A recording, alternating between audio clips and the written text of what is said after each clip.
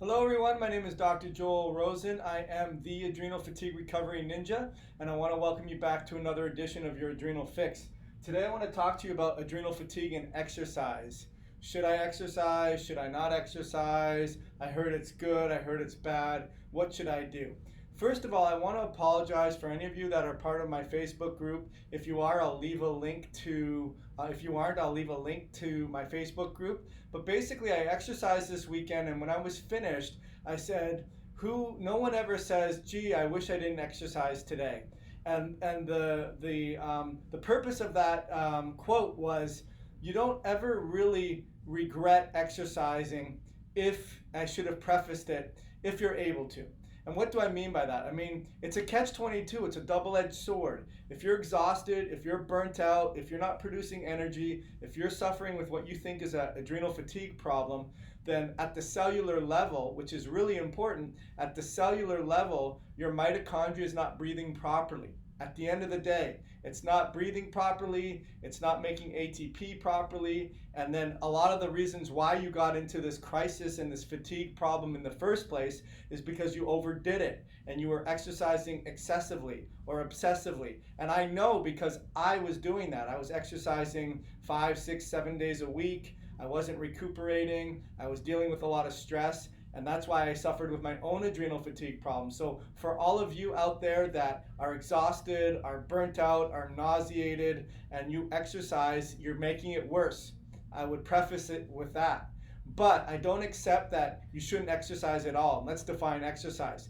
Any activity that you're getting movement, basically, walking outside, doing meditation in terms of stretching and breathing and biofeedback, going in the garden, doing the chores around the house, going for a little bicycle ride, something that you're doing activity, doesn't have to be much, but the problem is if you're not doing it, then you're not going to help fix the cellular components that are fatiguing. So let's explain the 3 benefits of why I think you should exercise when you have an adrenal fatigue problem, or ultimately a mitochondrial fatigue problem. And what I mean by that is at the cellular level, your cells aren't breathing properly and they're not balancing the oxygen demand with the oxygen supply. They're not putting out free radical damage. They're not able to keep up with the demands of the body, so they have to pick and choose what they want to do. And then you go ahead and exercise at an extreme amount, depleting yourself of raw materials, and it becomes a even bigger problem. I'm not talking about that. I'm talking about going up and to a certain baseline where you're doing some beneficial therapeutic, physiological beneficial things for your body. So let's talk about the 3 things that can happen when you exercise. And when we talk about exercise, going for a walk, going down to the end of the block, doing a couple chair squats, doing a couple of arm raises, something. I don't accept that you can't do anything. And I also would like to say that if you don't know your limitations, that's your problem. And I mean, you got to figure out you can't do what you used to be able to do when you're 20 years old.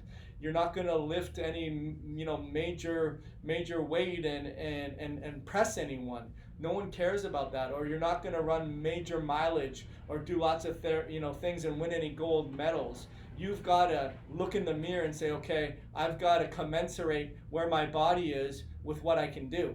I mean, really. But here's the thing, 3 things. Number 1, it increases O2 delivery.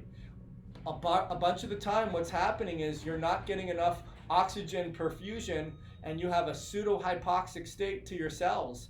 And the cells need oxygen to breathe.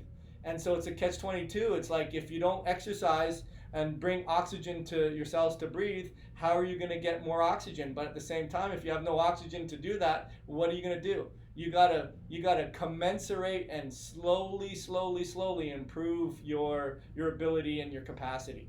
Number 2 is mitophagy. And what does that mean? It means it's going to cull off the weakened herd. When your mitochondria is tired, it loses epigenetic control. It doesn't know how to self-destruct. And what happens is it apoptoses, and meaning it leaks its gut out into the environment and creates a whole cytokine storm. Can't say that.